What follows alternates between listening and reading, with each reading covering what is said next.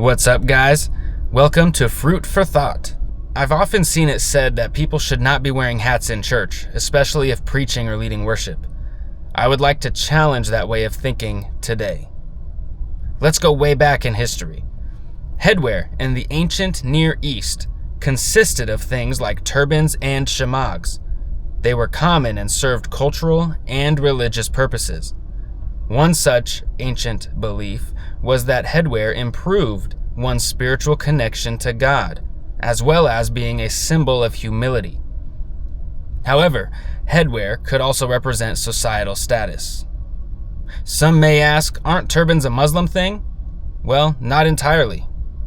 We have an example of followers of Yahweh wearing turbans around 1200 years before the start of Islam, and that is in Daniel 3:21, where Shadrach, Meshach, and Abednego were described still wearing their turbans. Note that some translations translate the word used here, karpela, as hats or headdresses. Placing within the cultural context, we know that it is a turban.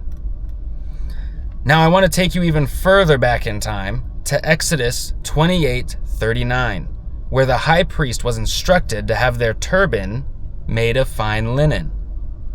Also, it is important to note that this turban would have been worn in what we would call a church context, aka tabernacle or temple.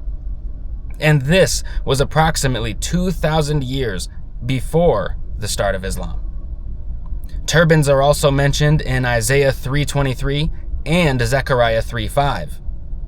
So, when did headwear become uncouth in the church? It appears as though this mindset originated from medieval European etiquette and a twisting or misunderstanding of 1 Corinthians 11:4.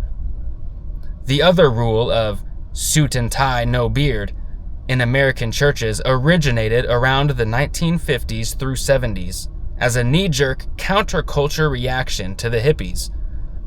Roman Catholics began their no-beard rule around medieval times for their priests. These were clearly cultural shifts, not scriptural mandates.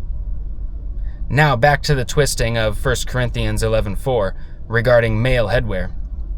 The Greek phrase Paul uses here is katakephales, which was not referring to headwear in a general sense, as some modern Christians may argue. We must not ignore the cultural and historical context. In those days, it was a Roman practice of pagan worship for men, particularly in the social elite, to pull the loose folds of their toga over their head in almost a veil-like manner. This was false piety and meant to bring attention to their religiosity. This was known in Corinth, and so Paul is making a point to the believers in Corinth to not dishonor Christ with pagan customs. Quite similarly to his comments on male haircuts down in verse 14. So, all this to say, we should be mindful and careful before we rebuke or make negative comments towards a fellow believer regarding something superficial that stems from recent cultural opinions. Thanks for listening. This has been a Fruit for Thought.